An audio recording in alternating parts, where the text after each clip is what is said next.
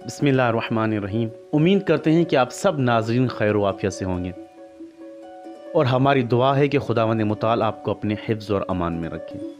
ہمارے پیارے ناظرین، جیسا کہ ہم نے آپ سے کہا تھا کہ آپ کے اپنے چینل افلاطون 110 پر روزانہ کی بیس پر انشاءاللہ فضائل صحابہ بیان کیے جائیں گے، تو اسی کڑی کو رب دیتے ہوئے آج پھر سے حضرت سلمان فارسی کے فضائل بزبان امام جعفر صادق و بزبان امام علی علیہ الصلوۃ والسلام سنیں۔ امام علی علیہ الصلوۃ والسلام فرماتے ہیں کہ 7 صحابی رسول ایسے ہیں کہ جن کے لیے زمین خلق ہوئی اور انہی کے ذریعے رزق دیا جاتا ہے، اور انہی کے لیے بارشیں ہوتی ہیں، اور انہی کے ذریعے مدد کی جاتی ہے۔ اور پھر مزید مولا ان کے نام بتاتے ہوئے ارشاد فرماتے ہیں کہ پہلے ابو ذر، دوسرے سلمان، تیسرے مقداد، چوتھے عمار یاسر، پانچویں حذیفہ، چھٹے عبداللہ ابن مسعود، اور پھر مزید مولا فرماتے ہیں کہ 7واں میں علی ان تمام کا امام ہوں۔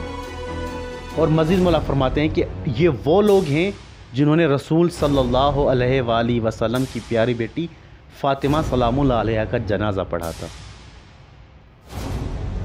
جیسا کہ شیعہ کتاب الخصال جلد نمبر 2 میں ہے۔ امام جعفر صادق علیہ الصلوۃ والسلام سے پوچھا گیا کہ مولا، آپ سے سلمان فارسی کا تذکرہ زیادہ سنا جاتا ہے، اس کی کیا وجہ ہے؟